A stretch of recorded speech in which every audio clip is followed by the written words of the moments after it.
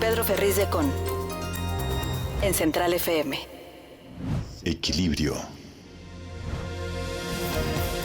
Hola, ¿qué tal? Muy buenos días, tengan todos ustedes. Hoy es viernes. Primer viernes de este año. Eso. Oigan, hasta más aire tienen los pulmones allá en el estudio, ¿eh? A ver, otro grito de viernes. ¡Hoy es viernes! Con eso se apaga cualquier vela, ¿no? O sea, esos sí son pulmones y no ondas. Viernes 14 de enero, hoy vámonos a las noticias más importantes porque a nombre del ingeniero Pedro Ferriz de Con, yo soy Pedro Ferriz Híjar. Vamos a la información. Estás escuchando a Pedro Ferriz de Con. Central FM. Equilibrio. Resumen informativo. La comisión del Senado que da seguimiento al TEMEC, precedida por Claudia Ruiz Massieu del PRI, envió una carta a Tatiana Cloutier, secretaria de Economía, para manifestar las prácticas violatorias del TEMEC por parte de Estados Unidos. La víspera, legisladores estadounidenses reclamaron al gobierno de Joe Biden interceder por propuestas y acciones de México y Canadá que consideran faltas importantes al tratado, principalmente en el sector de los energéticos. Los senadores mexicanos destacaron los incentivos fiscales para vehículos eléctricos a partir del 2027 con créditos que podrían alcanzar hasta $12,500. Esto es por parte de los Estados Unidos hacia los norteamericanos. Los senadores mexicanos están reclamando, escuche usted, que el gobierno de los Estados Unidos le dé un incentivo de $12,500 a sus ciudadanos para compra de vehículos eléctricos. Apuntaron que las medidas resultan contrarias a las reglas de valor y al contenido regional establecido en el acuerdo, así como el espíritu de integración regional al favorecer a la industria estadounidense en detrimento de las cadenas de valor de la zona consideradas en las últimas décadas.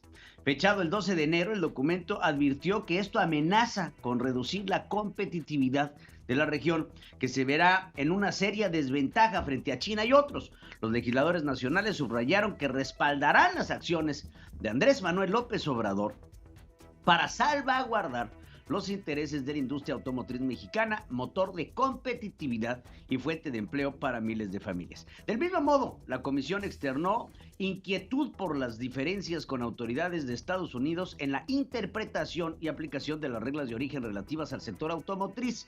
Además, este órgano se manifestó consternado por las investigaciones que desarrolla United States International Trade Commissions y que podrían afectar las exportaciones de productos agrícolas mexicanos a Estados Unidos. También reclamaron el etiquetado de productos cárnicos y algunas otras cosas. Darle un poco de contexto a lo que estamos viendo hoy por hoy, porque el que la dice la hace y el que la hace la paga. Hace no mucho tiempo, Tatiana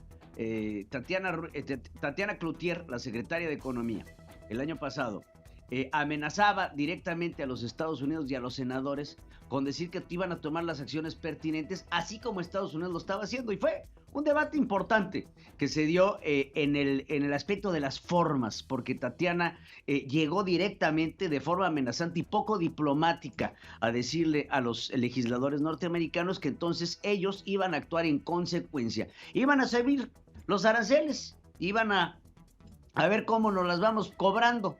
Y entonces ahora viene esto. Los senadores mexicanos, bajo el mismo argumento que tenía Tatiana, de que les iba a afectar en el sector automotriz este proceso que quiere pasar Estados Unidos para pasar de los autos de gasolina a los autos eléctricos, ahora pues Tatiana pues no le gustó, porque México en gran medida en este tratado depende de la exportación de estos mismos autos que son a base de combustible. Entonces México, ya saben, siendo México, yendo en contra del cambio climático, yendo en contra de absolutamente todo lo que vemos en términos de ecología, dice: nosotros no vamos a apoyar esa medida. Un tratado que México acaba de firmar en Glasgow. En Glasgow, México firmó un tratado para el cambio de autos de gasolina a autos eléctricos para el 2040. Pero México inmediatamente, en cuanto regresó, sabemos que no iba a honrar con su palabra, y así lo estamos viendo de facto. Canadá se unirá a México para disputar formalmente la forma en que Estados Unidos interpreta las normas que rigen el origen de las piezas de vehículos en el marco del acuerdo trilateral. Así lo confirmó Mary Engel, ministra de Comercio, en un comunicado. El gobierno de México, a través de Tatiana Cloutier, secretaria de Economía, celebró la decisión. Dijo que los dos países defenderán la competitividad de la industria automotriz de la región. Y es importante que Canadá se sume a este debate, porque Canadá forma parte de este acuerdo trilateral. Pero no solo eso, fíjense, ¿qué es lo que sucede? Armadoras norteamericanas con plantas en México, con piezas en Canadá. Una de las mayores empresas fabricantes de piezas de autos es una que, por ejemplo, por ponerles un ejemplo en específico, que se llama Magna. Magna es una empresa canadiense que fabrica toda la parte interior del coche, todo lo que son plásticos, piececitas, que la consola de en medio, que el volante, que el cosito para darle, eso todo lo hace Magna. Entonces, Estados Unidos fabrica la carrocería. Magna fabrica las piezas. En Estados Unidos, en China se fabrican los motores y algunas piezas y algunos otros componentes. Entonces, todo esto llega a los Estados Unidos. Estados Unidos manda las piezas a México. Canadá manda las piezas a México. México arma los coches y de ahí se van para su proceso de distribución. Entonces, es ahí donde está la importancia. México solicitó la semana pasada el establecimiento de un panel de resolución de controversias bajo los términos del TEMEC para resolver la diferencia de interpretación y aplicación por parte de Estados Unidos. México y Canadá son flexibles, mucho más que Estados Unidos en la interpretación de las reglas de origen, que exige un 75% de los componentes de un vehículo sea originado en las tres naciones para no pagar impuestos, frente al 62.5% que se estipula en el Tratado de Libre Comercio.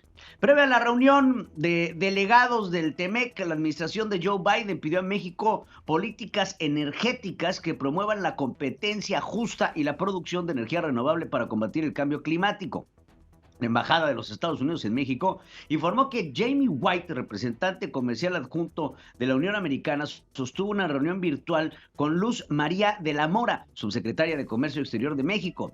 Precisó que en el encuentro White también destacó la necesidad de implementar por completo la prohibición bajo el TEMEC de importar bienes producidos con trabajo forzado. Agregó que abordó otras áreas prioritarias como la administración eficaz de la pesca y la conservación de especies marinas. Este viernes México será el anfitrión virtual de la primera reunión de delegados del TEMEC. Petróleos Mexicanos por fin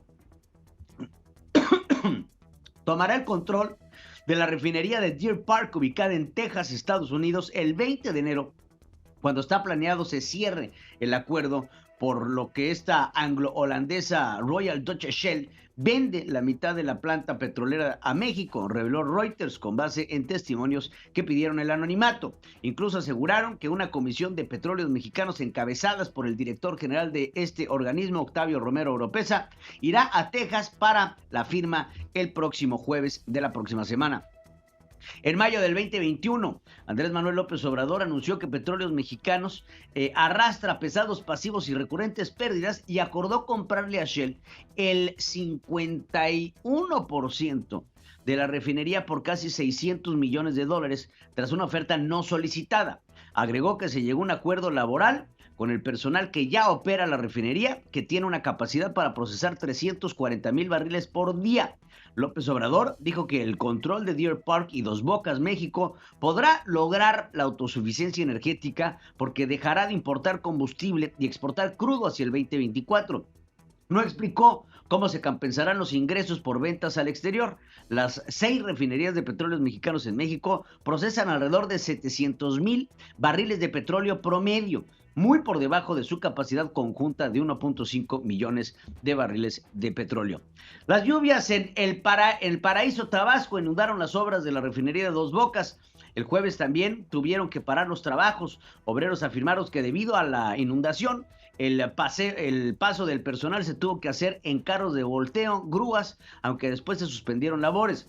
Algunos camiones y vehículos quedaron atrapados. Un empleado de Icaflor dijo que desde el miércoles intensificó la lluvia y en su área se derrumbó una excavación y se inundaron algunas zonas donde se encuentran, pues están construyendo instalaciones eléctricas. Un soldador explicó que se está drenando el agua, pero que se inunda naturalmente porque la construcción está ubicada sobre un antiguo manglar. La Comisión Reguladora de Energía, la CRE, modificará nuevamente los procesos para que los privados soliciten nuevos permisos de generación eléctrica. Ahora los interesados deberán presentar un estudio de impacto a la red, de acuerdo con un anteproyecto enviado a la Comisión Nacional de Mejora Regulatoria, a la CONAMER, antes de ingresar la solicitud de permiso de generación ante la Oficialía de Partes del Regulador. Los interesados deberán realizar y presentar un estudio avalado por el Centro Nacional de Control y Energía. La finalidad es conocer el estado de la red eléctrica donde se planea conectar la central si puede presentarse alguna afectación en la región. Según la página de la CRE, el único trámite que actualmente se solicita a quienes busquen obtener un permiso de generación de dependencia es una solicitud de impacto social que se realiza en la Secretaría de Energía. Líderes disidentes lamentaron la imposición de Ricardo Aldana como candidato a la Secretaría General del Sindicato Petrolero. Argumentaron que es emblema de corrupción y su postulación viola los estatutos debido a que es un trabajador de confianza. Nada más para que sepan, en esta votación que se busca hacer en torno a el nuevo dirigente de Petróleos Mexicanos, Ricardo Aldana, pues es como poner a Romero de Champs, que por cierto sigue siendo el presidente del sindicato, ya que no han hecho el cambio de estafeta, que es el que se busca hacer a través de la imposición de este hombre, Ricardo Aldana, que trabaja directamente para Carlos Romero de Champs. Entonces es como tener a Carlos Romero de Champs en la bolsa, pero el que cascabelea es Ricardo Aldana, pero atrás de Ricardo Aldana pues sigue estando las barbas de Carlos Romero de Champs. Trabajadores petroleros protestaron frente a la Junta Federal de Conciliación y Arbitraje para exigir medidas cautelares que frenen el fraude que anticipan en las elecciones del secretario general del sindicato. Los inconformes alegaron que desde la elección del 2018 en las 36 secciones del gremio y la dirigencia del Comité Ejecutivo General, del cual se alzó la mano a Carlos Romero de Champs, pidieron la nulidad de los procesos debido a las irregularidades detectadas, o sea, a la corrupción dentro del mismo sindicato para aprobar a sus líderes. De aprobarse sin cambios la reforma eléctrica impulsada por Andrés Manuel López Obrador, se elevaría el riesgo país de México derivado de los conflictos legales que se originarían por la cancelación de contratos, así lo advierten especialistas. Se espera que entre el 2021 y el 2025 se hayan incorporado 482 gigawatts de nueva capacidad eólica en el mundo. Sin embargo, el panorama de crecimiento en México es limitado por los diversos cambios en las regulaciones y una política energética. Así lo señaló la Asociación Mexicana de Energía Eólica en un comunicado. Actualmente se tiene una capacidad instalada de 751 gigawatts en el mundo, lo que ha generado cerca de 1.2 millones de empleos a nivel global hasta el cierre del primer trimestre del 2021. De acuerdo con el Consejo Global de Energía Eólica, con el incremento se prevé lograr un acumulado de 1.225 gigawatts de energía producida con viento. Para el 2025, México está en suspenso de incorporación de 7,000 megawatts debido a la incertidumbre regulatoria. En 2021, las remesas cobraron una relevancia importante para nuestro país, ya que fueron mayores a la inversión extranjera directa. Esto se dice con cierto placer, pero ya que uno lo apechuga económicamente, es decir, hubo más remesas que inversión extranjera directa, tenemos un problema. Tenemos un problema de economía nacional. ¿Por qué? Porque las remesas son el producto de la bondad de los migrantes en el exterior, de los que migran de nuestro país y que se acuerdan de sus familiares que ven en problemados. La inversión extranjera directa es el resultado directo y no el resultado indirecto, el resultado directo de la certidumbre y de la firmeza económica que puede dar nuestro país. Según información del Banco de México, fueron entonces mayores las remesas. Fíjense, eso está cañosísimo. En el mismo periodo del 2021, la inversión extranjera directa ascendió a los 23.482 millones de dólares. Las remesas sumaron 29.965 millones de dólares, una diferencia de 27.6%, muy por debajo de la registrada en dicho lapso. Las remesas registraron un aumento de 24.6% contra las de igual periodo en el 2020.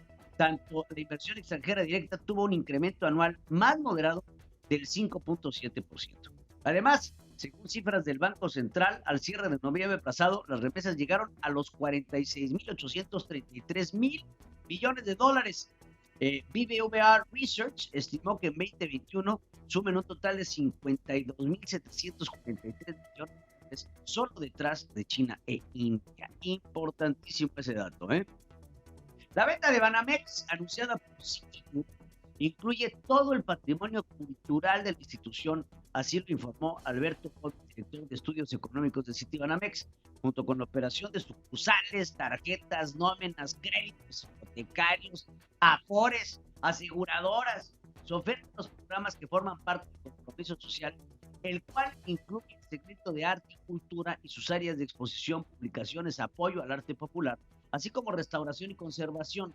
También lo relativo al impacto social y fomento cultural Banamex se ponen en venta. En el rubro cultural, Banamex cuenta con los siguientes sedes en el país: el Palacio de Iturbide en la Ciudad de México, el Museo de la Casa de Montejo en Mérida, Yucatán, el Palacio del Conde del Valle de Xúchitl en Durango, la Casa de Mayorazgo en Guanajuato, el Centro de Textiles del Mundo Maya, y próximamente se dará a conocer el valor de este patrimonio. Yo lo que les puedo decir con la venta de Citibanamex es que antes se vende Citibanamex que el avión presidencial. El prestamista digital Nubank de Brasil descartó que tenga interés en este momento en comprar el negocio de banca de consumo de Citibanamex. Andrés Manuel López Obrador expresó que su deseo de que la venta de Banamex resulte en una mexicanización de la institución financiera. Esto, antes de que entremos a lo que nos dice, es derivado de la propuesta de Ricardo Salinas Pliego de decir: a mí me interesa. Acuérdense que Ricardo es pues el segundo hombre más rico de México, y que tiene Banco Azteca, y que detrás del Banco del Bienestar está Banco Azteca. Así lo dice. Nosotros no estamos cerrados, ¿no? No somos chauvinistas, no estamos en contra de los extranjeros, pero sí nos gustaría que se mexicanizara este banco. Podemos convertirlo en algo muy bueno si sin medidas autoritarias se logra mexicanizar este banco, que era de mexicanos. Oigan, ¿saben qué es importante? Digo, primero que nada, se me hace súper folclórico que esté el presidente de la República hablando desde Palacio Nacional con COVID, sin cubrebocas, pero se me hace padrísimo el organillero. ¿A poco, Rafles, escuchaste el organillero? ¿O son mis loqueras? Hay un organillero que está detrás escuchando ahí mientras el presidente habla. Pero bueno, creo que el presidente habla en torno y bueno, hubo un proceso de venta masiva de los bancos mexicanos al extranjero, sí. Tenemos, por ejemplo, Serfín. ¿Se acuerdan de Serfín? Que lo compró Santander. Vital se convirtió en HSBC. Bancomer se convirtió en BBVA Vizcaya. Banamex se convirtió en Citibank. Entonces sí hubo un proceso interesante después de la época de Ernesto Zedillo Ponce de León, en donde se empezaron los bancos extranjeros a comprar a la banca nacional mexicana, dejándonos en algún momento solamente con un banco mexicano, que fue Banorte. Sí, Banorte. Y ya después surgieron otros bancos como Banco Azteca, obviamente el Banco del Ejército, pero todos los bancos comerciales que le daban atención a los mexicanos, llegó un momento en el que pues el único que teníamos nacional, Banca Mifel, pero de los grandes bancos, todos tuvieron una intervención del extranjero. Sigue escuchando a Pedro Ferriz de Con. Central FM. Equilibrio.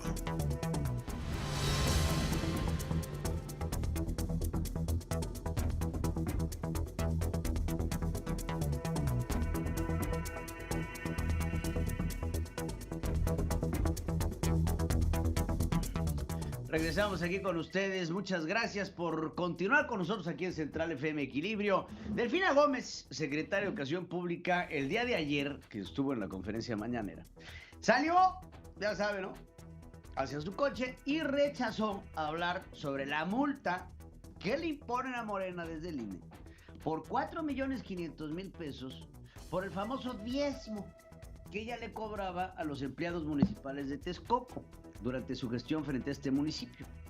Esto fue entre el 2013 y el 2015. Se limitó a decir que ella es respetuosa de las decisiones del Tribunal Electoral y que en su momento, cuando sea, hablará de ello. No doy nada de opinión. No, somos muy respetuosos y lo que determina el tribunal. Ya en su momento lo hablaré. En su momento, hombre, no hay prisa. Digo, ya, es más, yo no sé por qué hacen tanto al Word, pero lo que es francamente lamentable es pensar quién orilló a esta pobre mujercita a robar. ¿Quién fue el que pervirtió la mente de la maestra Delfina, que lo obligó a robarle a sus trabajadores y a exigirles y a quitarles una parte de su sueldo para apoyar las campañas del Mesías Tropical de Andrés Manuel López Obrador? Porque es la historia de su vida, ¿eh? No solamente es Delfina, es Eva Cadena, pues no, René Bejarano se tuvo que aventar un rato en la cárcel justamente por un delito similar, por andar pidiendo moches y diezmos en la construcción del segundo piso a nombre del presidente Andrés Manuel López Obrador. Andrés Manuel López Obrador no solamente lo negó como Pedro a Jesús, no, dejó que estuviera en cárcel y no fue hasta que llegó Marcelo, que Marcelo tuvo la decisión de sacar a René Bejarano de la cárcel y darle el perdón. Fíjense qué padre. Y es el caso de Pío López Obrador, y es el caso de Martín López Obrador, y es el caso de Ricardo Monreal. A Ricardo Monreal le han agarrado, por lo menos, así que me vengan a la mente, 3 maletas. Una en Chiapas, una en el Distrito Federal y otra en Toluca, repletas de dinero en efectivo, ya sea a Ricardo o a sus compinches. Entonces, es un modus operandi. Vamos con otro, Sergio Gutiérrez Luna. ¿Se acuerda Él es el presidente de la Cámara de los Senadores, que hace poquito le dio COVID y había subido un video ahí donde estaba echándose un helado. Bueno, pues cuestionó los salarios y todos los beneficios que tienen los consejeros electorales frente a los sueldos de los empleados del INE. Hizo un pequeño video que, mire, le voy a enseñar y si quiere al ratito lo seguimos platicando. Vean nada más a Sergio. Cuando nos preguntan si estamos en contra del INE, estamos en contra de este INE, de excesos y privilegios de derroche. Estamos a favor del INE del pueblo. Aquí se sirven con la cuchara grande. Escuche usted el nombre de el INE del pueblo y váyaselo memorizando, porque el ataque al INE va a ser un ataque constante.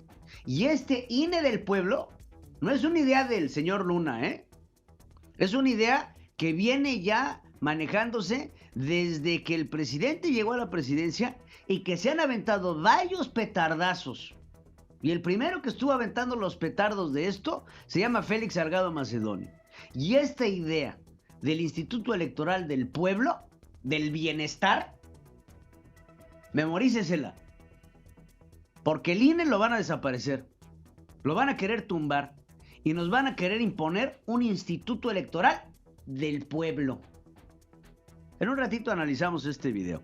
Diputados de oposición acusaron que la propuesta de gasto de austeridad de la Federación para el INE es una intromisión de la autonomía financiera y de decisión del órgano autónomo. Señalaron que la Secretaría de Hacienda está obligada a aportar parte del financiamiento que necesita para que se lleve a cabo la revocación de mandato y no tienen más que la boca llena de razón. Y yo nada más les digo una cosa. Hace no mucho tiempo, el presidente de la República, junto con su entonces secretario de Hacienda, Arturo Herrera, presumía que México había logrado ahorrar mediante la austeridad $1 billón. Esa fue la cifra, ¿eh? Bueno, si se ahorraron $1 billón, ¿qué les cuesta darle el 1% al INE? Son 1,000 millones para que saquen adelante la revocación de mandato. Pues digo, Ciro Murayama, consejero del INE, defendió la autonomía económica del instituto, particularmente en las decisiones sobre sus gastos. Enfatizó que el gobierno no manda ahí, es una institución, es un órgano independiente. En un mensaje en redes sociales, Murayama expuso que el gobierno debería hacer bien su trabajo en lugar de intentar destruir al organismo electoral, que sí funciona. Recordó que hoy las elecciones ya no las organiza el gobierno federal y por lo tanto ya no deciden sobre el gasto electoral. Antes, estoy hablando antes de que entrara el primer INE de José Woldenberg, las elecciones se manejaban a través de la Secretaría de Gobernación. La Secretaría de Salud reportó este jueves 43,523 casos de COVID en México, para un total de 4,257,776. Es el segundo día consecutivo con más de 40,000 contagios. Ahora súmele la realidad. Ciudad de México, Estado de México, Nuevo León, Guanajuato, Jalisco, Tabasco, Puebla, Sonora, Veracruz, San Luis Potosí concentran el 65% de las infecciones confirmadas en el país. Además, hay 300,912 muertes acumuladas por el virus, 148 más que el miércoles pasado. Los casos positivos de COVID-19 casi se triplicaron en diciembre pasado. Durante la primera semana de este mes, 15 de cada 100 pruebas resultaron positivas, pero en la última proporción fueron 42 de cada 100 de acuerdo con la plataforma COVID-19 México. Datos epidemiológicos, este porcentaje de positividad es el más alto registrado durante la pandemia y es previo a la alza de contagios provocada por las reuniones de fin de año, que causaron una mayor demanda de pruebas de detección de la enfermedad y el incremento de casos activos. De acuerdo con la plataforma, durante la semana epidemiológica 49 del 2021, que corresponde a la primera semana de diciembre, de 95,730 pruebas realizadas, 14,645 resultaron positivas, es decir, el 15%. En contraste con la semana epidemiológica 52, que de 192,919 pruebas, 80,997 resultaron positivas, lo que representa un 42%. En el Estado de México se incrementaron las hospitalizaciones por COVID. De acuerdo con los últimos datos del Sistema de Información Red IRAG, la ocupación de camas generales en los nosocomios de la entidad pasó de 6.7 a 15.6% entre el 1 y el 11 de enero. El dato del pasado martes es el más alto desde el 6 de noviembre del año anterior, cuando se reportó una ocupación del 15.8%.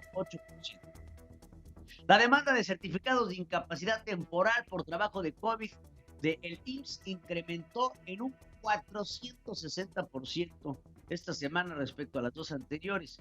Mauricio Hernández, director de prestaciones económicas y sociales del IMSS, precisó que mientras en las dos últimas semanas de diciembre del 2021 se registraron 21,000 certificados, en la primera semana del 2022 se reportaron 92,000 certificados. La predicción para el primer trimestre del 2022 es de 1,500,000 certificados con un gasto institucional de 1,215 millones de pesos en la distribución de casos de incapacidad por entidad. En la última semana destacan una elevación mayor al 300%, Colima, Durango, Nayarit, Nuevo León, San Luis Potosí, Sinaloa, Zacatecas, aunque los estados con más incapacidades durante toda la pandemia han sido el Estado de México, Ciudad de México, Jalisco y Nuevo León. El IMSS pidió a los empleadores apegarse a criterios internacionales y aceptar el permiso de COVID que se tramita en línea. Porque detectaron que hasta un 66.9% de las personas que acudieron en diciembre-enero a clínicas en busca de pruebas rápidas son trabajadores que requieren del reactivo para justificar su inasistencia para laborar. Zoé Robledo, director del IMSS, reiteró que no es necesario que los trabajadores acudan por pruebas rápidas, ya que pueden tramitar su incapacidad en línea. Yo les hago una pregunta: tramitas tu incapacidad y cómo compruebas que si estás o no estás infectado, o cómo no vas a llegar y de repente te van a empezar a exigir certificados de gente que no esté enferma y que simplemente no quiere ir a trabajar. Tenemos una fila de 10 personas, 7 casi de esas personas son trabajadores que están buscando la prueba para tramitar la incapacidad. Ya no lo tienen que hacer. OMS ha sido muy claro que tenemos que tener un uso racional de pruebas para los grupos vulnerables, mayores de edad, comorbilidades. Hay que hacer conciencia. Ahí con él estaba Luisa María Alcalde, secretaria del Trabajo, y advirtió, ya saben, como les gusta en la 4, amenazando que habrá y se tomarán las medidas pertinentes. Estamos ubicando cierta preocupación de que hay algunos que no están aceptando el permiso COVID que emite el IMSS para poder acceder a la incapacidad por el caso de ser contagiado, lo cual preocupa. Vamos a iniciar una serie de acciones, una estrategia conjunta para poder resolver y evitar que esto suceda. La verdad es que hoy por hoy los empleadores tienen que tomar de los trabajadores el certificado COVID si es que están enfermos, por el bien de todos, porque aunque la cepa es mucho más ligera, de todos modos representa una capacidad de contagio muy importante.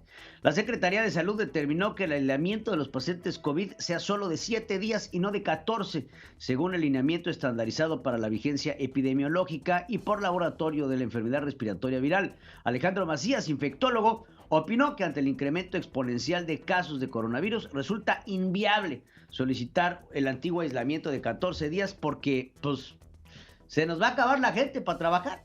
Un alto porcentaje de viajeros no sabe que tienen COVID porque son asintomáticos, advirtió Gustavo Olaíz, responsable del Centro de Toma de Muestras del Laboratorio de la Clínica Preventiva de Atención del Viajero de la UNAM, instalada en el Aeropuerto Internacional de la Ciudad de México. Olaíz, coordinador del Centro de Investigación en Políticas de Población y Salud de la UNAM, indicó que se realizan en promedio 300 pruebas diarias y la positividad alcanzó 10% en las últimas 2 semanas.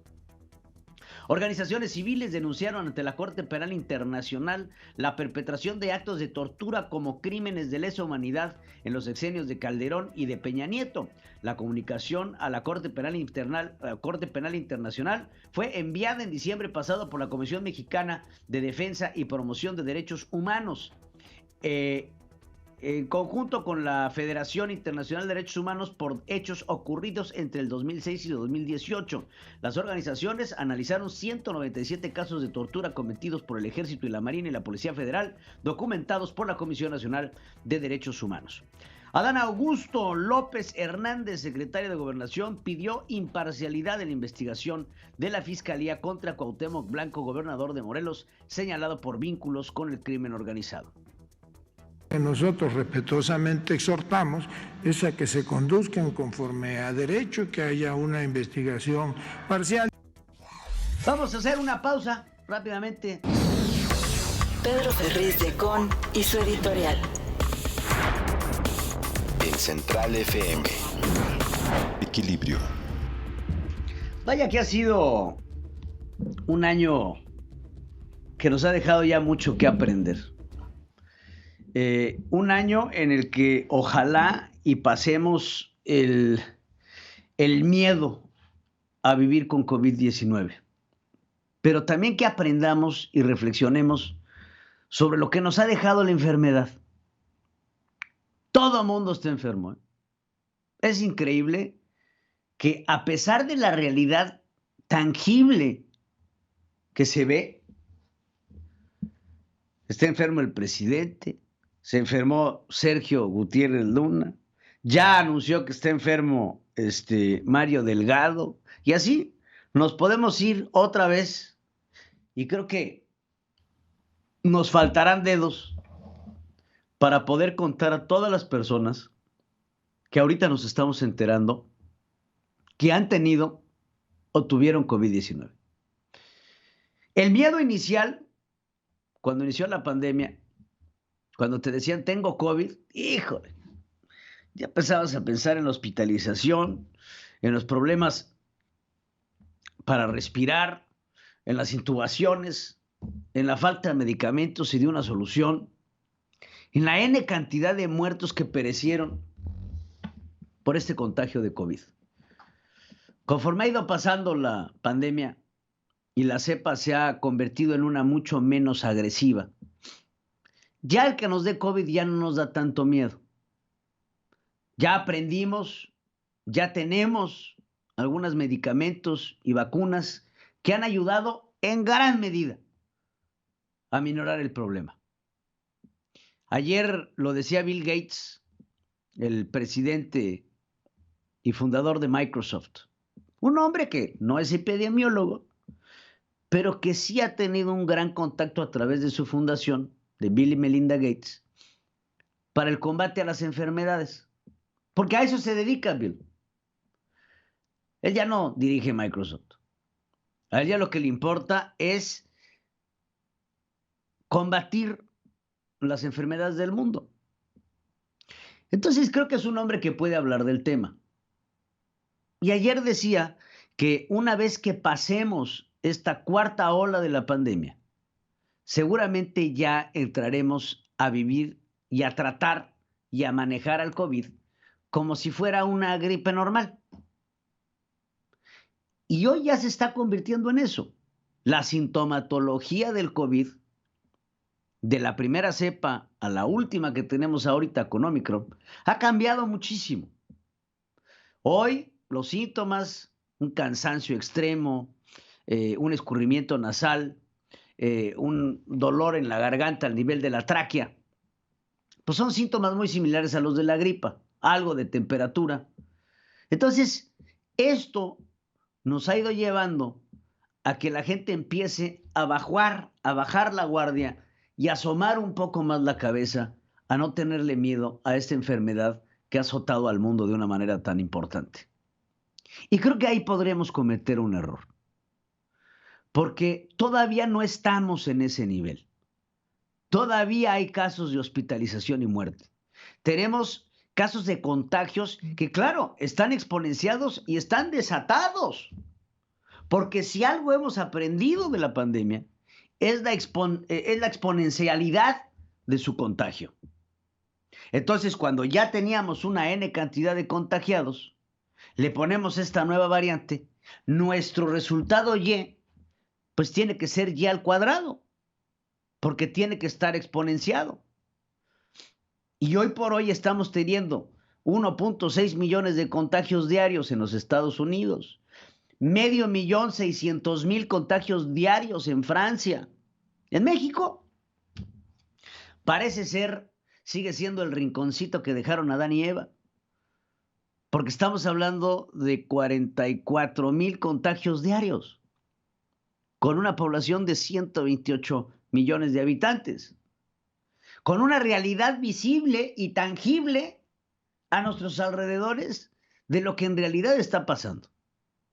Pero el COVID no va a ser el mayor problema que tengamos los mexicanos para el 2022.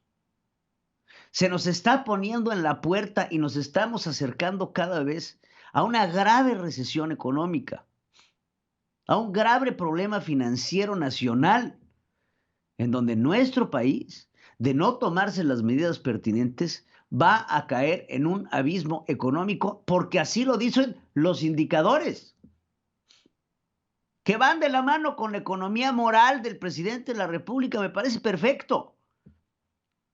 Pero los indicadores económicos en nuestro país son de preocupación. Y lo vemos hoy. Lo exhorto a que vaya a comprar 1 kilo de limones para que se dé cuenta de cuáles son los procesos de impacto inflacionario, para que se den cuenta en dónde está el golpe que Andrés Manuel está desatendiendo y que quiere resolver subiéndole el salario mínimo a los trabajadores, afirmándole a esos mismos trabajadores que el aumento al salario mínimo que les va a dar no va a ser de impacto con la inflación que está por encima del 7%. Una inflación del 7%. No la vemos en nuestro país hace 30 años. No se ve en los Estados Unidos, como la tienen ahorita también del 7%, no se ve hace 40. Desde 1980 no se tenían inflaciones de este nivel en los Estados Unidos. Y en México, no se diga. Todo esto va a afectar de forma importante a la economía nacional. Tenemos un presidente que está desviado, perdido en sus ideas, concentrado en lo que a él le conviene y no lo que le conviene al país. Y eso nos pone a nosotros los mexicanos en una situación de riesgo. Lo sucedido ahora con Citibanamex pareciera salida de un cuento, porque no nos lo esperábamos. No nos esperábamos que de la noche a la mañana Citi haya decidido vender sus activos en México ante el problema que están teniendo con la banca nacional. ¿Qué es un interés? ¿Qué es una institución privada? Es una institución privada, pero es una institución privada regulada, que está teniendo problemas importantes de liquidez nacional porque México está teniendo problemas importantes de economía. ¿Qué le está pasando a Citibanamex? Morosidad, morosidad, morosidad, morosidad. Y eso está llevando al banco a un problema de liquidez. Y dice, yo mejor aquí corrió que aquí murió. Como lo han hecho muchas empresas norteamericanas, y el reflejo está en los retornos de la inversión extranjera directa, que dicen, yo ahí no me meto. Porque ¿saben qué es el peor enemigo de la economía? El peor enemigo de la economía se llama incertidumbre. Y México es un país incierto hoy por hoy. Es mejor quemar las naves e irte que asumir el costo mayor con un país que no tiene el piso parejo y la certidumbre para poder dar un paso en firme. Que lo queremos mexicanizar, que habrá quien salga, me parece perfecto. Pero no nos desviemos del problema inicial. ¿Qué fue lo que llevó a Citibanamex a decidir, yo de aquí mejor me voy? ¿Qué fue lo que llevó a Bank of America, a JP Morgan Chase? ¿Qué fue lo que llevó a todos estos bancos norteamericanos a cerrar sus sucursales para inversiones mexicanas? Porque así lo hicieron. La incertidumbre que nos da México es una incertidumbre que no se va a quitar de un año a otro. El daño que Andrés Manuel López Obrador le ha hecho a nuestro país es un daño que va a tardar un rato en cicatrizar. El estado del país con Pedro Ferriz de Con. Central FM. Equilibrio. Regresamos aquí este viernes 14 de enero del 2022 a nombre del ingeniero Pedro Ferriz de Con el estado del país. Y fíjese, lo platicamos ahorita al principio del noticiero. Mary Ning, ministra de Comercio de Canadá, dio a conocer que el país tiene intención de sumarse a la queja de México contra Estados Unidos por su interpretación de las reglas de origen de la industria automotriz. Se trata concretamente de las reglas de origen que rigen los cálculos de valor para que un vehículo de tratamiento libre de aranceles del TEMEC, o sea, que no pague aranceles, sea así. Tiene que haber reglas de origen. ¿De dónde es el coche? El coche puede estar armado en México, pero la mayor parte de sus componentes, ¿de dónde vienen? Entonces, ¿qué dice el Tratado de Libre Comercio? El Tratado de Libre Comercio dice que la mayoría, por lo menos el 60% del auto, tiene que venir, las partes fabricadas, tienen que venir de cualquiera de estos tres países, el 60%. Estados Unidos te exige que sea el 72%. Entonces, hablemos de los componentes de un vehículo, porque nosotros vemos el coche y pues vemos la carrocería, el interior, las llantas, y los que tenemos algo de suerte, de repente abrimos el motor. Pero este coche es un coche vastamente internacional. Es armado en México, en Estados Unidos y Canadá. Lo que no quiere decir que el coche no tenga componentes europeos o componentes chinos o componentes, bueno, cualquier tipo de país asiático. Los chips, la manguerita, que quién sabe qué, lo que sea, vienen de algunos otros países. Entonces, esto le da un valor arancelario que Canadá dice que se está incumpliendo, porque lo que dice el Tratado de Libre Comercio es que debe ser el 60% y Estados Unidos está exigiendo el 72%, privilegiando así que los componentes vengan de los Estados Unidos porque es el mayor productor de los mismos, independientemente del precio. Ahora, ¿qué está diciendo México? México, por su parte, en este mismo armado de componentes, está diciendo que los Estados Unidos, al hacer un cambio de los autos de motor de gasolina a los autos de motor eléctrico, va a incurrir en una mayor fabricación de los componentes en los Estados Unidos, al igual que su armado. Porque México está privilegiando a los motores de gasolina y Estados Unidos está privilegiando a los motores eléctricos. Pero Estados Unidos ha pasado una legislación, por ejemplo, en estados como en el Estado Dorado, en California, en donde para el 2030 quieren impulsar la no venta de autos con motor de gasolina. Entonces esto va a privilegiar a la industria en los Estados Unidos y a desbancar a la industria mexicana. Y México está diciendo, espera, me vas a pegar y no me estás dando tiempo. Entonces todo esto está generando una controversia internacional que se desata aún más después de la firma de los tratados en Glasgow, en donde no solamente Estados Unidos, sino el mundo entero, incluyendo a México, se compromete a seguir una agenda verde. Una agenda en donde para el 2040 todos los autos del mundo que se estén vendiendo y en uso sean eléctricos. México firma esto. Y en el momento en que regresa a México, dice, consideramos que este es un tratado no vinculatorio, por lo tanto, no tiene una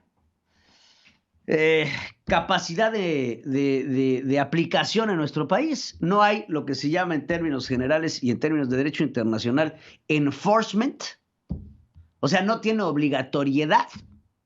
Y entonces México va a hacer caso omiso. ¿Lo firmamos? Lo firmamos por firmarlo, pero no lo aplicamos porque no tiene ningún tipo de obligatoriedad.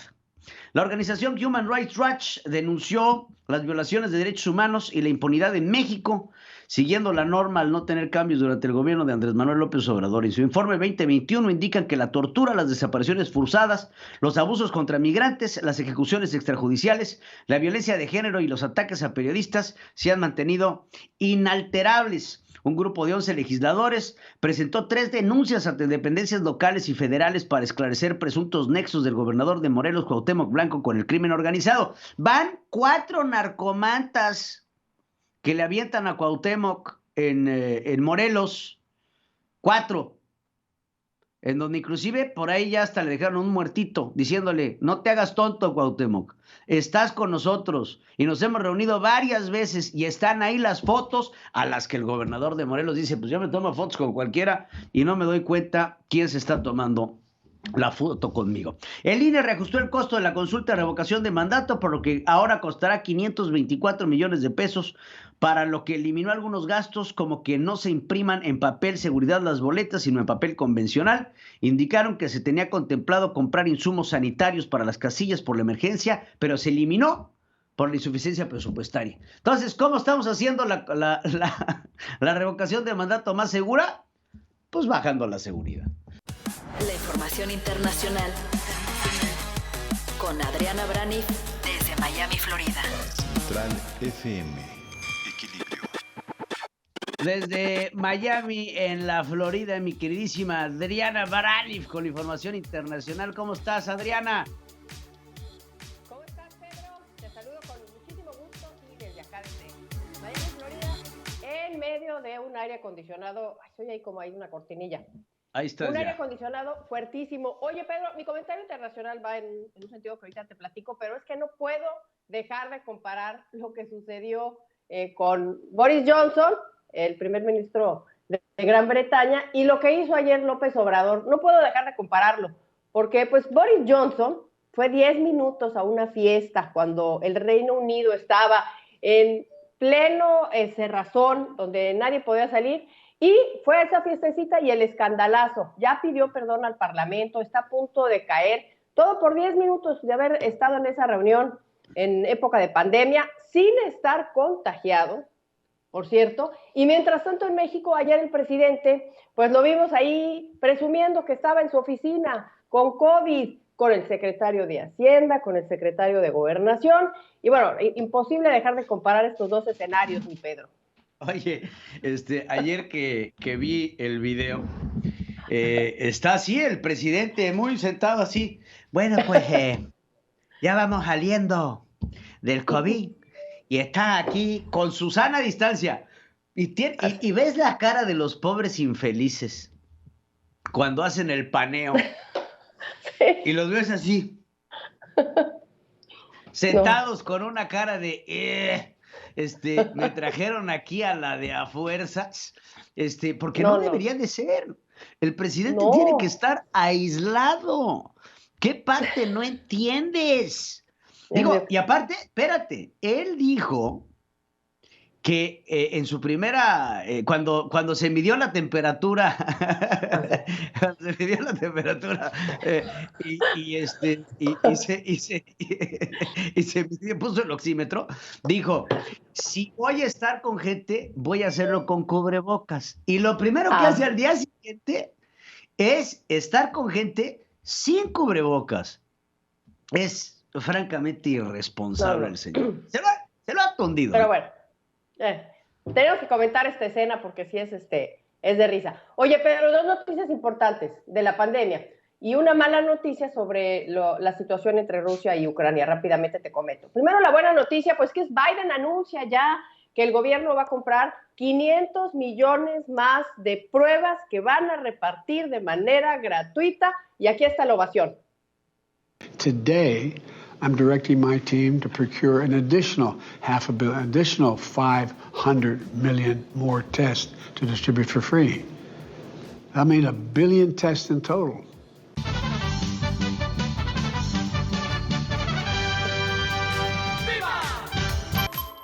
¡Viva! Oye, estos ya se suman a los otros 500 millones que anunciaron antes de Navidad y que estarían disponibles ya la próxima semana. O sea, estamos hablando ya de 1,000 millones, o sea, 500 millones más 500 millones igual a 1,000 millones, para decirlo como lo dice Joe Biden, 1 billón con B, 1 billón de pruebas gratis que el gobierno va a comprar, pues sí, para repartirlas de manera gratuita. Y las personas en las redes se preguntaban, ¿cómo vamos a tener acceso a estas pruebas? Pues sí, la próxima semana el gobierno va a implementar esta página web donde las personas pueden acceder y pedir que les lleguen sus pruebas gratuitas la próxima semana. Y además anuncia también que se están fabricando más cubrebocas de alta calidad, estos de N95, no como este equipo que veíamos, me acuerdo, al principio de la pandemia, donde los trajes de los enfermeros se deshacían, ¿no? Eran así como de papel, terribles, ¿no? Está diciendo que va a haber cubrebocas de alta calidad gratis para todos y disponibles en Estados Unidos. Y la mala noticia para Joe Biden fue que para los que estaban esperando ya que entrara la próxima semana, ahora sí, esta ley que obligaba a las grandes empresas o a las empresas que tuvieran más de 100 empleados a obligarlos a vacunarse, y es lo que estaba promoviendo Joe Biden, pues ya no va a suceder, ya no va a pasar. ¿Por qué? La Corte norteamericana ayer no aprobó esta obligatoriedad y esto pues sí es un durísimo golpe para Joe Biden, que es el que está tratando de forzar a la sociedad norteamericana que se vacune. Así es que pues no hay obligatoriedad en ese sentido, Pedro. Oye, pues pues digo, ¿Qué te digo? ¿Sabes qué noticia me ha llamado la atención? A ver qué te parece, internacional. Las fortunas que ahora en la pandemia han acumulado los TikTokers. O sea, estos influencers de las redes sociales durante la pandemia llegan a cobrar hasta $250,000 por una publicación, Adriana. Sí. Sí. Erramos de profesión. Vámonos de tiktokeros. Vámonos de tiktokeros. Eso bueno, sí deja.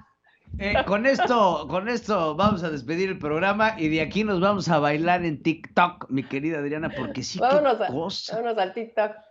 Ganaron colectivamente, sí, fíjate, Adriana, colectivamente estos tiktokeros ganaron $55.5 millones en el 2021. Abramos nuestra cuenta de TikTok conjunta para platicar de estos asuntos. Igual y nos retiramos pronto, de estos fenómenos que dejó la pandemia a nivel internacional y a nivel económico, que son fenómenos importantísimos.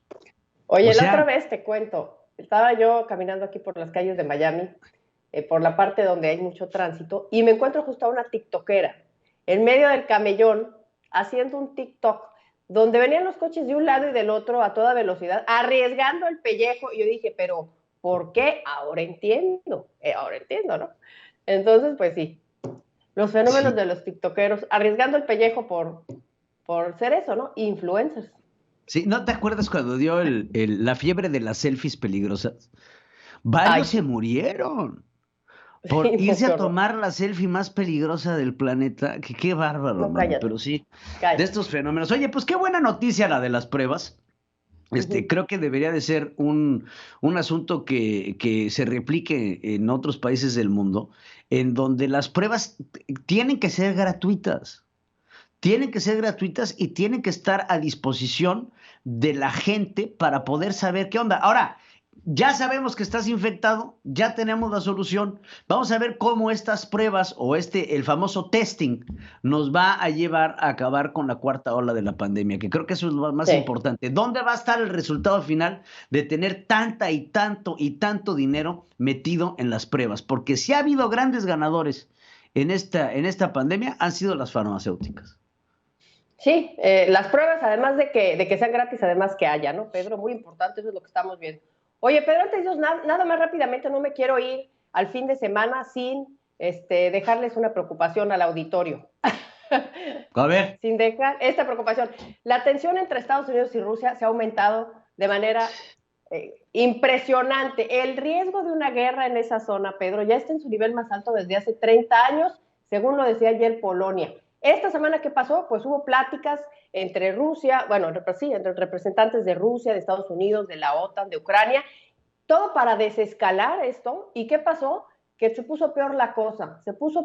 Más o menos, así para no ser grande el cuento, Rusia lo que está pidiendo es que Ucrania no pertenezca a la OTAN. ¿Por qué? Porque esto implicaría más militarización en su frontera, porque implicaría mucho riesgo para él, dice Vladimir Putin. Estados Unidos, ¿qué dice? Dice que todo país tiene derecho de hacer sus alianzas con quien quiera, y en eso estaban cuando lanza la bomba o el dardo Vladimir Putin ayer y dice, sí, pues si esto sigue escalando, voy a mandar tropas, ¿a dónde crees? A Venezuela y a Cuba, y no para atacar, no, para tener una base militar, ahora sí, en América, en la frontera con Estados Unidos. Y bueno, el secretario de Seguridad Nacional ya dijo que esto es puro bluff, que es pura fanfarronería, pero entre que son peras y son manzanas, pues nos vamos al fin de semana un poco preocupados, Pedro. Oye, no es la primera vez que Rusia amenaza con abrir una base aérea militar en Venezuela. Sí, ¿no? No es la primera vez. En México, ni en México. En México, si Andrés Manuel López Obrador se mete al juego de Rusia, ya, o sea, me vuelo los sesos, pero, o sea, no dudo, pero sí creo que el momento de mayor tensión en el mundo, en la época de la Guerra Fría, por una guerra nuclear, sin lugar a dudas, fue en esta época de los misiles en Cuba, la famosa guerra de los misiles, que se dio esta escalada importantísima durante la Guerra Fría, cuando la Unión de Repúblicas Socialistas Soviéticas estaba al mando del Politburó. Si mal no recuerdo, era Nikita Khrushchev, que decidió mandar unos misiles a Cuba, y se desata esta famosa guerra de los misiles, que después deriva en la base aérea de Guantánamo para mantener la injerencia. No veo a Rusia enviando tropas y enviando aviones o barcos o lo que sea a Cuba, porque tienes Guantánamo, pero Venezuela sí es un terreno fértil en donde bien los rusos podrán tener cabida, y que Nicolás Maduro seguramente abriría con los brazos abiertos, ¿no? Entonces, sí, nos vamos al fin de semana con esa tensión. No es la primera vez que se amenaza de ello. De lengua nos podemos hacer un taco, pero sí hay un hartazgo y mucha tensión internacional en torno al conflicto de Ucrania, que ha derivado en una tensión internacional entre Rusia y los Estados Unidos, Adriana. Y esta alianza, ¿no?, entre Latinoamérica, algunos países latinoamericanos, y esta ola de Estados Unidos. ¿Qué me dices de la reunión que recientemente acaba de tener el dictador Daniel Ortega con este presunto terrorista iraní buscado por la Interpol, y lo recibe con los brazos abiertos, brazos y apapachos, abrazos, no balazos? ¿Y esto de qué nos está hablando? Pues de que se está conformando el mundo en ese tipo de alianzas que pues, se está conformando el bloque. Te voy a dar bloque, sí. A ver. Irán, Rusia, Venezuela, Nicaragua, Cuba y México. China te falta también. Pero en el bloque de afinidad, porque los chinos no son tan mensos como los demás. Nicaragua, Cuba, Venezuela, Irán, Rusia, México, es el bloque que se tiene que estar viendo. Y es el bloque que se está conformando. En fin, pues así nos vamos de fin de semana, Pedro. Amargado. Muy bien, mi querida Adriana. Bueno, no mucho, porque para muchos norteamericanos el lunes no hay labores porque es festivo, es Martin Luther King nacimiento, se festeja. Entonces, pues para muchos es un fin de semana largo aquí en los Estados Unidos. Pues ahí está, mi querida Adriana, te agradezco muchísimo, como siempre, el placer, el gozo de estar contigo no tiene ecuanón. Resumen de noticias en la hora central con Pedro Ferriz de Con. Central FM, equilibrio. Vamos a un resumen rápidamente de noticias. La Comisión Especial del Senado de México, que da seguimiento al TEMEC, acusó prácticas violatorias por parte de Estados Unidos. Destacaron los incentivos fiscales para vehículos eléctricos. Canadá se unirá a México para disputar formalmente la forma en que Estados Unidos interpreta las normas que rigen el origen de las piezas de vehículos en el marco del TEMEC. Tatiana Cloutier, secretaria de Economía, celebró la decisión, dijo que los dos países defenderán la competitividad de la industria automotriz. Previo a la primera reunión de delegados del TEMEC, Estados Unidos pidió a México políticas energéticas que promuevan la competencia justa y la producción de energía renovable para combatir al cambio climático. Petróleos Mexicanos tomará control de Deer Park, la refinería ubicada en Texas, el 20 de enero, cuando está planeado el cierre del acuerdo por parte de Royal Dutch Shell, que vende la mitad, un poco menos de la mitad, a la planta a los mexicanos.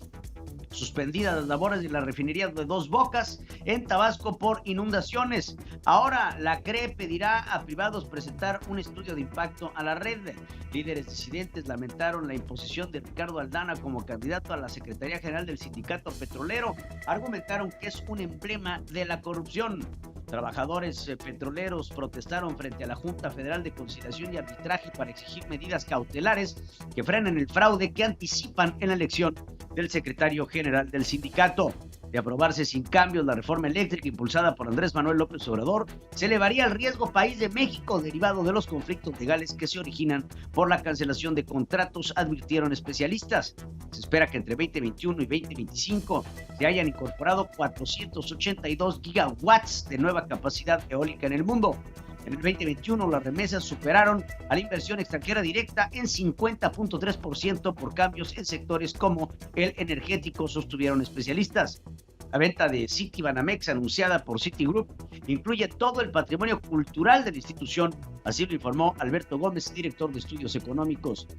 La prestamista digital Nubank de Brasil descartó que tenga interés en este momento por comprar el negocio de banca de consumo Citibanamex.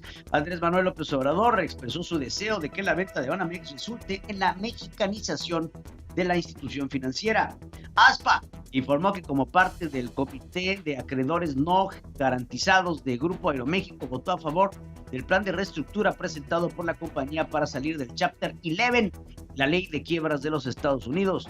A una semana que se diera a conocer la suspensión masiva de vuelos debido al contagio de COVID entre pilotos y sobrecargos de distintas aerolíneas, especialmente la tripulación de Aeroméxico, al menos 614 vuelos han sido cancelados en la Ciudad de México. Info resolvió reservar el dictamen estructural de la subestación de alta tensión Buen Tono del Metro, que se incendió el 9 de enero del año pasado, como lo decidió la Secretaría de Comunicaciones y Transportes. La Contraloría General de la Ciudad de México extendió una vez más el plazo para que el personal del gobierno presente sus declaraciones 3 de 3. Tienen hasta mayo del 2022. De enero a noviembre del 2021, el SAT obtuvo 17.939 millones de pesos por IEPS debido a bebidas alcohólicas, 10.2% más que en el mismo periodo del 2020.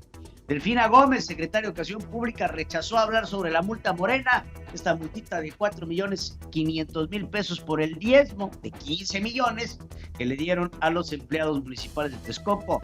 Xochitl Gálvez y Alejandra Reynoso, senadoras del PAN, exigieron a Delfina Gómez que se vaya, que renuncie. Sergio Gutiérrez Luna, presidente de la Cámara de Diputados, cuestionó los salarios y prebendas de consejos electorales frente a los sueldos de los empleados del INE. Diputados de oposición acusaron que la propuesta de gasto de austeridad de la Federación para el INE es una intromisión en la autonomía financiera del organismo. Ciro Murayama, consejero del INE, defendió la autonomía económica del instituto y enfatizó que el gobierno no manda en ella. La Secretaría de Salud reportó este jueves 43.523 casos de COVID en México para un total de 4.257.776 en el segundo día consecutivo, con más de 40.000 contagios. Los casos positivos de COVID-19 casi se triplicaron en diciembre pasado. Durante la primera semana de este mes, 15 de cada 100 pruebas positivas y después 42 de cada 100 pruebas de acuerdo con la plataforma COVID-19.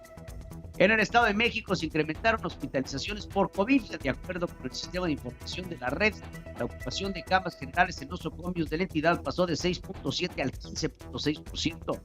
La demanda de certificados de incapacidad temporal para trabajar por COVID-19 del IMSS se incrementó en un 460%. El IMSS pidió a los empleadores apegarse a criterios internacionales y aceptar el permiso COVID que se tramita en línea. La Secretaría del Trabajo advirtió que de no hacerlo tomará sus medidas. La Secretaría de Salud determinó que el aislamiento de los pacientes COVID sea solo por 7 días y no de 14. Un alto porcentaje de viajeros no sabe que tiene COVID porque son asintomáticos, advirtió el Centro de Toma de Muestras del Laboratorio Clínica Preventiva de Atención del Viajero de la UNAM. Organizaciones civiles denunciaron ante la Corte Penal Internacional la perpetración de actos de tortura con crímenes de lesa humanidad en los sexenios de Calderón y Peña Nieto. Adán Augusto López, secretario de Gobernación, pidió imparcialidad en las investigaciones de la Fiscalía contra Cuauhtémoc Blanco, gobernador de Morelos. Karime Macías, esposa de Javier Duarte, exgobernador de Veracruz, preso desde el 2017, podía librar la extradición a México por fraude de más de 112 millones de pesos al DIF tras irregularidades de la Fiscalía en la entidad en su proceso, afirmó su defensa. La denuncia organizada, la delincuencia organizada incendió al menos 8 vehículos y una tienda de conveniencia en Ciudad Juárez, Chihuahua. La policía de la Ciudad de México desarmó a un grupo de haitianos que intentó ingresar por la fuerza a Comar luego de esperar horas para ser atendidos. Maestros, alumnos y trabajadores del CIDE se plantaron frente al Senado para exigir a María Elena Álvarez Buya, titular del CIDE, y a José Romero TLH, director del centro, que comparezcan. Miembros de la comunidad del CIDE convocaron para que este viernes una protesta contra las reformas al Estatuto General. El Instituto Nacional de Antropología y Historia editó un libro que repasa los cambios históricos del país titulado México, Grandeza y Diversidad. América Latina enfrenta los desafíos más grandes en materia de derechos humanos, advirtió Human Rights Watch. Rusia no descarta un despliegue militar en Cuba, Venezuela y aumentan las tensiones con Estados Unidos. Roberto José Pacheco está con Pedro Ferriz de Con. Central FM. Equilibrio.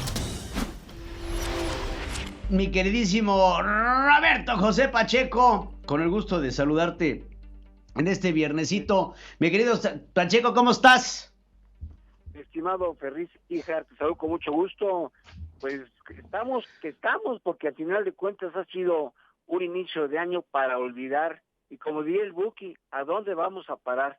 Y las cuestiones están, pues, en cualquier cosa que lo analice: salud, educación, inseguridad, economía. De veras que está la situación difícil, un inicio de año muy, muy complejo.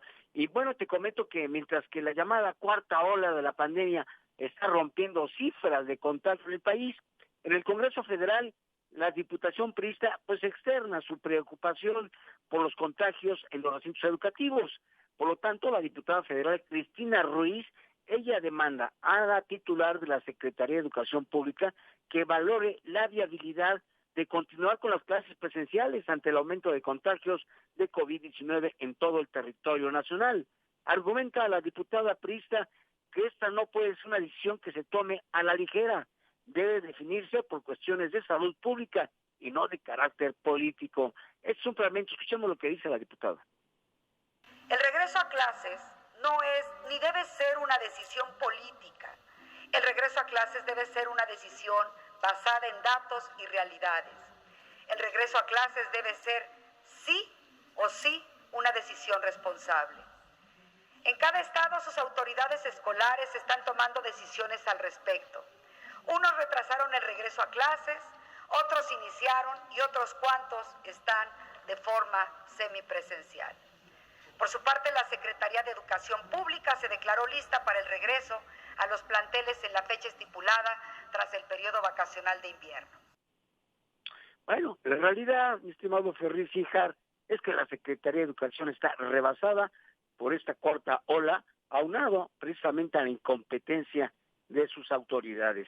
Bueno, y te comento que el senador panista Damián Cepeda, pues él pide la renuncia de la titular de Educación, Delfina Gómez, pero no por su incapacidad en cuanto a la pandemia, sino por haber canalizado ingresos a Morena durante su gestión como presidenta municipal en Texcoco y por haber retenido salarios de trabajadores y canalizarlos a Morena allá por los años 2014 y 2015. Por cierto, hace unos días el Tribunal Electoral del Poder Judicial Federal confirma una multa a Morena por 4 millones de pesos. Escuchemos al senador Damián. Sí me parece que debe renunciar la secretaria de Educación y cualquier funcionario que se ha encontrado por un tribunal con una responsabilidad. Entonces me parece que un gobierno, cualquiera, pero particularmente, que todos los días se jacta de ser distinto, tiene que actuar lo que dice. O sea, no puede solamente andar con discursos. Bueno, y eso sería, mi estimado Pedro Ferriz Híjar, no nada más de carácter de una multa, sino inclusive de carácter penal, porque está precisamente violentando la ley. No se pueden canalizar recursos públicos a cuestiones de carácter político electoral. Así las cosas, mi estimado Ferriz Híjar, una semana difícil. La próxima arrancaremos en el Congreso Federal con un parlamento abierto, entre comillas, que va a iniciar las discusiones en foros para la reforma eléctrica. Ahí estaremos pendientes. Tendremos que estar pendientes de ello, mi querido Roberto José Pacheco. Y sobre este planteamiento que ponen varios diputados, senadores y miembros de la oposición sobre la renuncia de Delfina, yo francamente no creo que vaya a renunciar. Creo que debería de renunciar, porque tener al mando de la Secretaría, no cualquiera, la Secretaría de Educación Pública, a una mujer de probada corrupción, se me hace francamente lamentable, más aún con el ejemplo que se le está dando a los niños en una época tan complicada para ellos a nivel escolar. Creo que lo comprobado por Delfina es una cosa: para estar con el presidente hay que demostrarle tu lealtad, aunque sea robando, mi querido Roberto José Pacheco. Pues sí, mi estimado Ferriz Híjar, definitivamente, y pues ahí están las pruebas. El propio tribunal pues está ya castigando a Morena por haber recibido estos recursos, y obviamente quien los patrocinó fue precisamente Delfina Gómez. Así es, mi querido Roberto José Pacheco. Pues estaremos muy al pendiente de todo lo que suceda en los próximos días allá en el ambiente legislativo, por supuesto, comandado por ti. Pedro Ferriz Híjar y Pedro Ferriz de Con. Central FM. Equilibrio. El Instituto Electoral del Pueblo. Es una idea que ha venido surgiendo desde que llegó Andrés Manuel López Obrador a la presidencia. Andrés tiene un problema importante con esta institución. ¡Al diablo con sus instituciones!, clamaba en lo que él consideró ser el fraude más grande de la historia, que lo llevó a la derrota, que lo llevó a perder nuevamente una candidatura a la presidencia de la República. El año era el 2006, en donde el Instituto Federal Electoral en ese entonces, comandado por Luis Carlos Ugalde, le dio la victoria a Felipe Calderón Hinojosa. Un gran agravio para Andrés Manuel López Obrador. Ahí no se quedaron las cosas. Llega la siguiente elección y el mismo Instituto Federal Electoral le da otra vez otra derrota cuando se hace presidente Enrique Peña Nieto. No fue hasta la tercera oportunidad que Andrés Manuel López Obrador logra su cometido y se hace presidente de la República. Pero un hombre que dice no ser rencoroso, un hombre que dice que a él lo motiva y lo lleva a las riendas de la democracia, constantemente, a través de sus lacayos, ha estado poniendo sobre la mesa un golpeteo que no cesa hacia el Instituto Nacional Electoral, antes IFE, ahora INE, y posiblemente no sabremos. Empezaron los golpes, en donde senadores como Félix Salgado Macedonio y algunos otros más empezaban a palear, y es que los privilegios, y es que el INE, y es que los presupuestos, y es que la austeridad, y es que la corrupción, y es que los neoliberales, y es que los privilegios, y es que, porque para los miembros de Morena, la democracia solamente es democracia si ellos ganan. Cuando Morena pierde, entonces hay corrupción. Si Morena pierde, entonces hay embarazo de urnas. Si Morena pierde, entonces hay las mafias del poder. Y siempre hay un pretexto para poder justificar la derrota de su partido político. Hoy que están encumbrados en el poder, toman ventaja de ello ante lo que les conviene y no les conviene. Y hoy por hoy, un Instituto Nacional Electoral independiente que no siga los lineamientos y las órdenes del presidente de la República, pues simplemente estorba. Pero ¿cómo le vamos a hacer para convencer al pueblo de que este instituto es un instituto neoliberal, es un instituto corrupto de las mafias del poder? Tenemos que empezar a golpetear a sus líderes, al presidente consejero y a los consejeros más importantes, como es el caso de Ciro Murayama. Ahora le tocó la embestida a el líder de los diputados, un morenista que hace poco tenía COVID y que regresa con todo a su oficina y nos hace un pequeño video ilustrativo de por qué ellos están a favor del Instituto Electoral del Pueblo. ¿Cuáles son las diferencias? ¿Cómo tienen que ser tratados todos en un mundo que está marcado no por la democracia, por el populismo, por el concepto socialista de que todos tenemos que ganar lo mismo y ser lo mismo, porque todos merecemos lo mismo? Los que trabajan ganan $1, pero los que no lo hacen también merecen ganarlo, porque todo es de todos. Este es el concepto del marxismo socialista. Y así lo expresa el señor Gutiérrez Luna. Hay dos INEs, el de Lorenzo y Ciro y su sueldo de 262,000 pesos. Y el INE del pueblo, el que está en los módulos, el que te da la credencial, el que te atiende, ganan 7,664 pesos. Lorenzo y Ciro le pagan a ellos, a los que de verdad trabajan, 7,664 pesos. Mientras de este lado tienen seguro de vida, de separación, de gastos médicos mayores, colectivo de retiro, aquí no tienen nada. Tienen 260 asesores. Tienen combustible, 3,500 pesos al mes. Tienen apoyo para alimentos, 11,970 pesos al mes, más que lo que ganan los trabajadores. Aquí se sirven con la cuchara grande. Tuvieron de aguinaldo 350,000 pesos. Mientras los trabajadores del INE, 5,169 personas, tuvieron solo 12,773. Cuando nos preguntan si estamos en contra del INE, estamos en contra de este INE, de excesos y privilegios de derroche. Estamos a favor del INE del pueblo.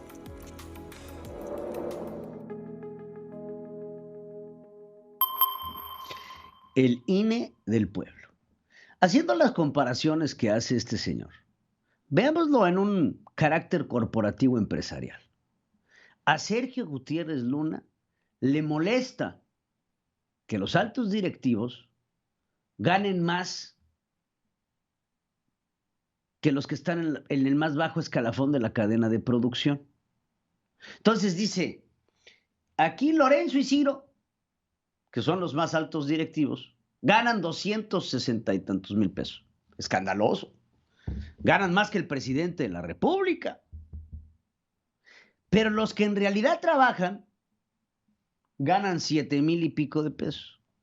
Estos que habla Sergio, que son los que más trabajan, son efectivamente los que salen a talacharle, los que van a pie con su libretita, los que van casa por casa haciendo el trabajo del Instituto Nacional Electoral.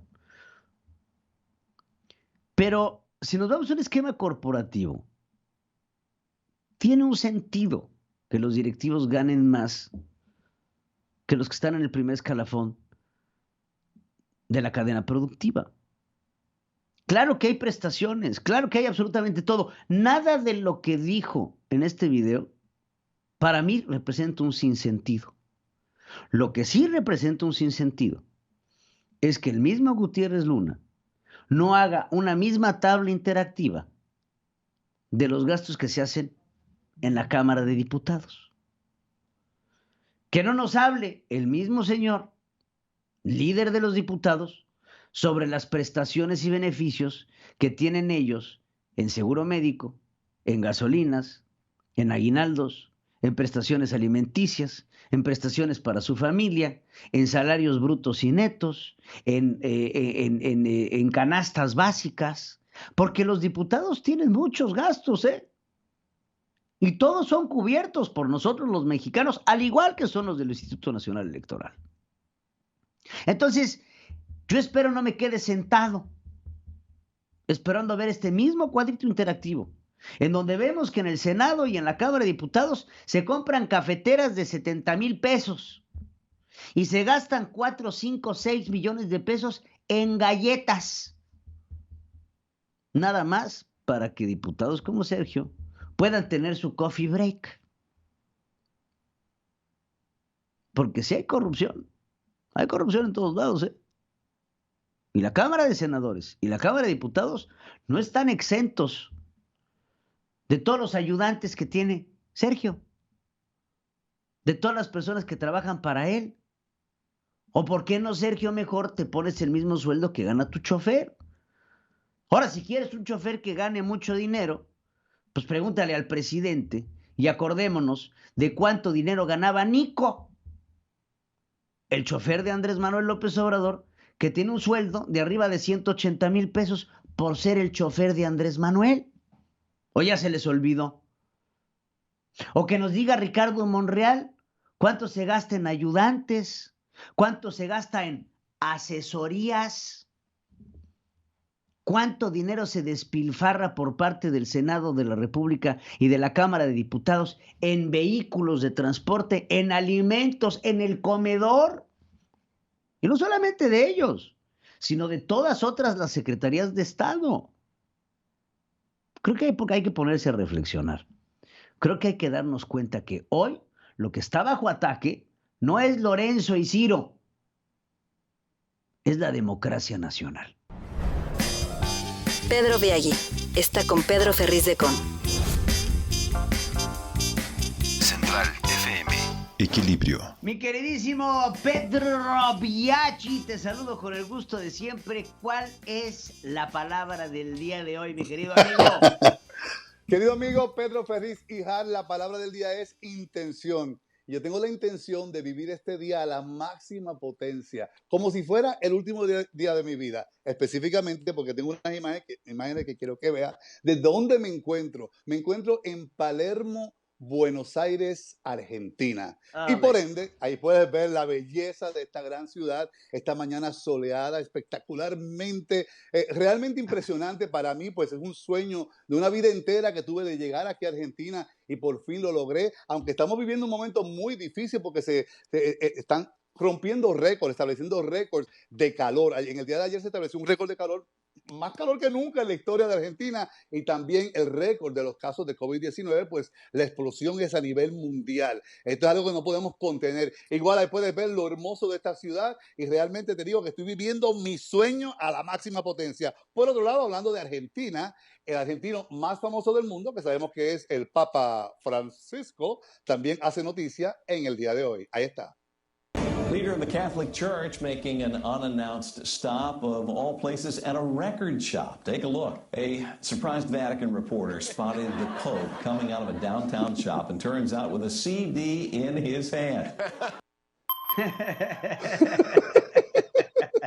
Es obvio que el Papa no sabe que existe Spotify. Hello.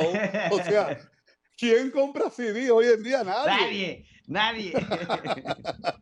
Y el segundo argentino más famoso del mundo es Messi. Y aquí tengo la imagen de cómo en el día de ayer publicó en su cuenta de Instagram cómo se recupera lentamente del COVID-19. Él esperaba ya estar en la cancha, pero aún no ha podido recuperarse. Está en esa lucha y eso es lo que se sabe de los argentinos más famosos del mundo desde Argentina. Por otro lado, en la ciudad capital, Washington, D.C., tengo las imágenes. El Tribunal Supremo, la Corte Suprema de los Estados Unidos, bloqueó la orden de Biden para vacunación contra el COVID-19 en grandes empresas. Los jueces Keegan y Sotomayor fueron los que votaron en contra, pero obvio que en una agenda totalmente republicana, este es el resultado de esta contienda. Por otro lado, el más famoso de la tierra, el tipo más, bueno, uno de los más odiados por los republicanos es el Dr. Fauci, el hombre más sexy del mundo. Y en esta publicación que hizo el Washington Post, esto es lo que dice, vamos a poner las imágenes. Él dice que, escucha bien, Omicron infectará a casi todo el mundo y punto.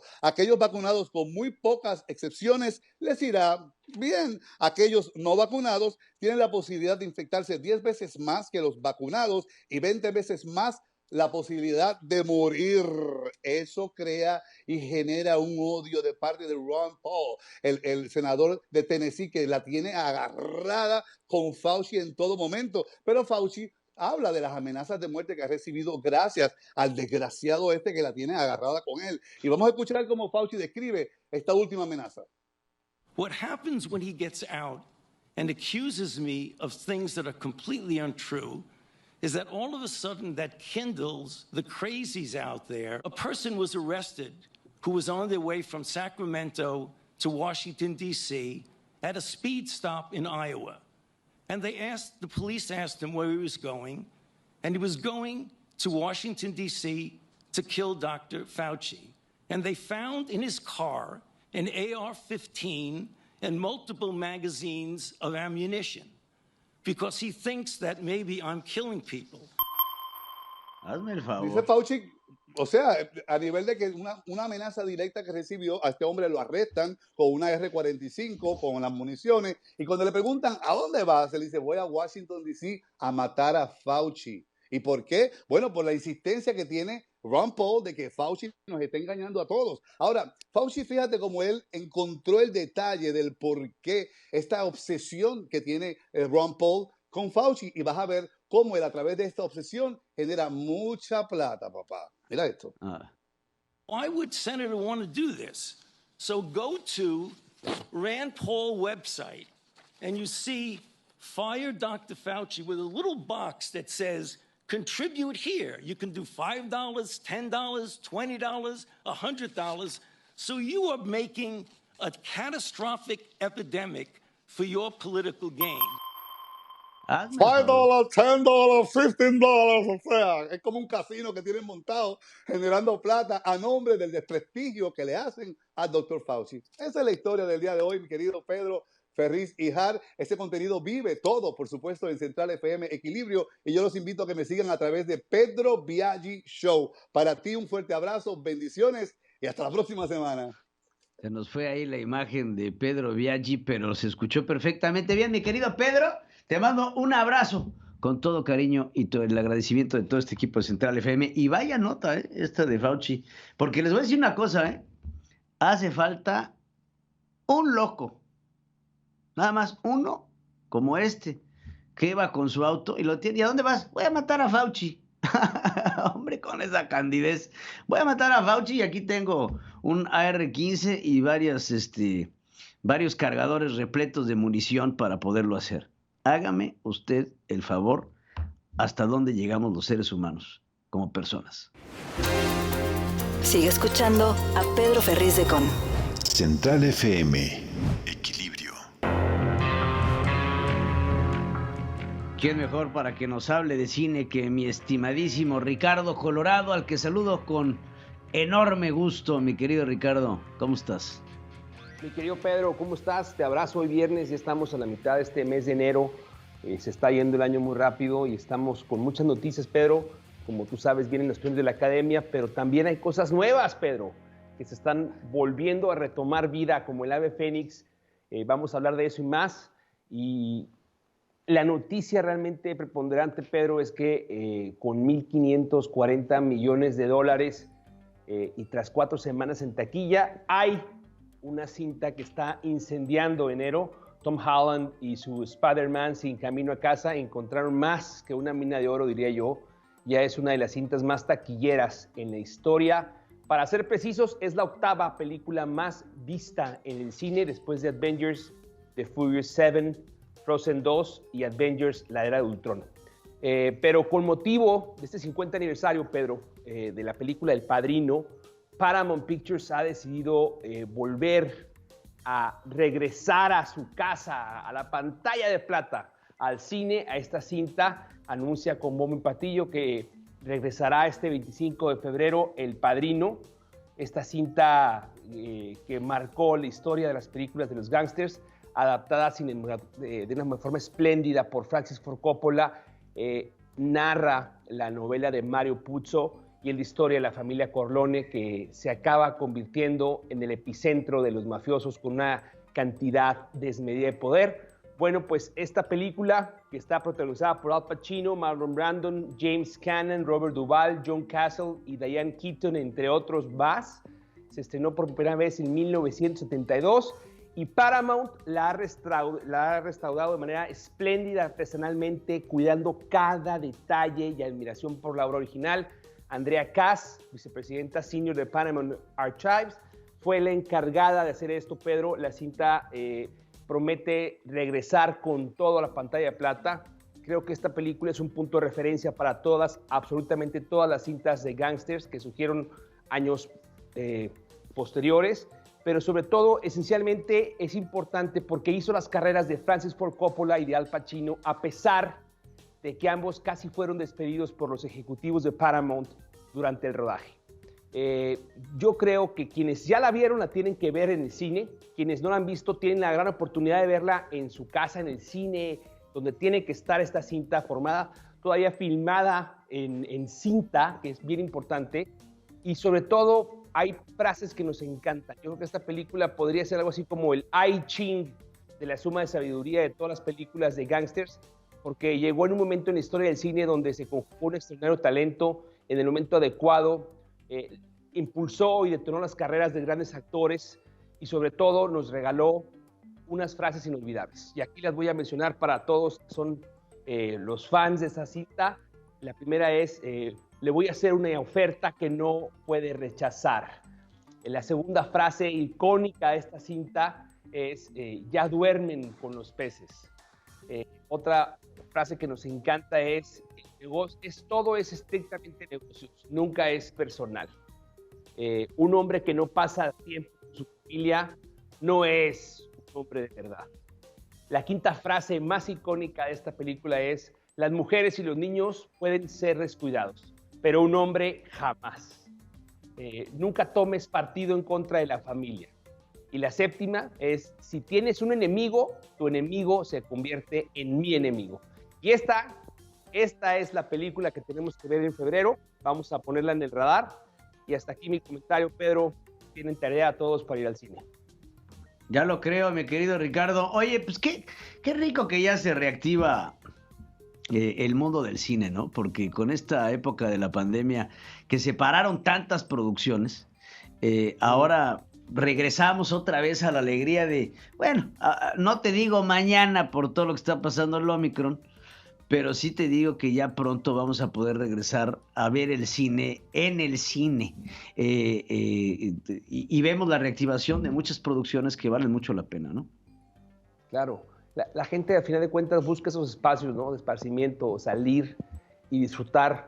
Una película en la pantalla grande, pues es una experiencia que no se iguala, por más que tengas una gran pantalla en tu casa. Creo que al final del día la experiencia está pensada y planteada para un gran formato, y cintas como estas, Pedro, que tienen este comeback tan interesante, que se han trabajado con tanto esmero, que ponen tanta atención en el detalle de restauración, en equilibrar bien el sonido, masterizar cada detalle del score de la cinta, cuidar la fotografía, vale mucho la pena, porque hay muchas generaciones que ya no les tocó ver esta película en cine, y es donde realmente tienen que ver. Esta es la noticia que tenemos hoy para compartir con todos ustedes, Pedro. Muchas gracias, Ricardo. Te mando un abrazo. Alejandro Reyes, los deportes. Central FM. Equilibrio. Vamos, es tiempo de los deportes este viernes. Mi querido Alex Reyes, te saludo, Alex, con mucho gusto. Igualmente, Pedro, un abrazo, muy buenos días. La historia de este inicio del 2022 en el deporte a nivel mundial, sin duda alguna, es Novak Djokovic, el tenista número 1 del mundo, quien a lo largo de esta semana ya aceptó haberle mentido a las autoridades de Australia, haber dado una entrevista en el mes de diciembre cuando todavía estaba positivo por COVID. Y bueno, pues la última noticia que surgió esta madrugada es que la Oficina de Asuntos de Inmigración de Australia le ha quitado por segunda vez la visa, y hay que esperar a ver qué pasa. Hasta el Abierto de Australia ya lo tenía listo para debutar esta semana, este inicio de semana, mejor dicho, en la primera ronda del Abierto de Australia, donde es el máximo ganador de la historia.